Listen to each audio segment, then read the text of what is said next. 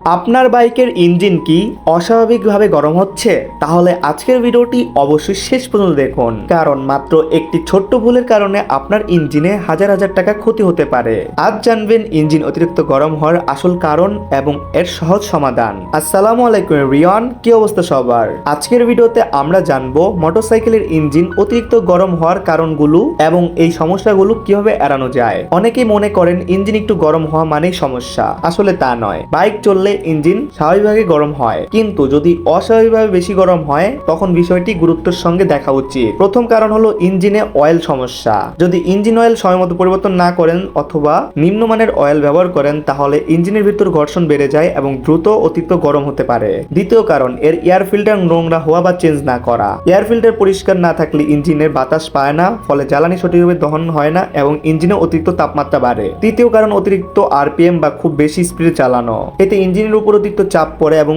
তাপমাত্রা দ্রুত বৃদ্ধি পায়। চতুর্থ কারণ, কুলিং সিস্টেম সমস্যা। যেসব বাইকে লিকুইড কুলড সেগুলো কুলেন্ট কমে গেলে, রেডিয়েটর ময়লা জমে গেলে অবশ্যই ইঞ্জিন ওভারহিট হবে। পঞ্চম কারণ, টিউনিং ঠিক না থাকা। ফুয়েল ইনজেকশন বা কার্বোরেটর সেটিং ঠিক না থাকলে ইঞ্জিন অতিরিক্ত গরম হতে পারে, তাই নির্দিষ্ট সময় পরপর টিউনিং করানো উচিত। আরেকটি গুরুত্বপূর্ণ বিষয় হলো ক্লাচ অথবা ধরে রাখা। অনেকে ট্রাফিকে দীর্ঘ সময় ক্লাচ ধরে রাখেন, এতে ইঞ্জিনে ক্লাচ প্লেটের উপর অতিরিক্ত চাপ হয় এবং ইঞ্জিন গরম হয়। এখন প্রশ্ন হলো সমাধান কি?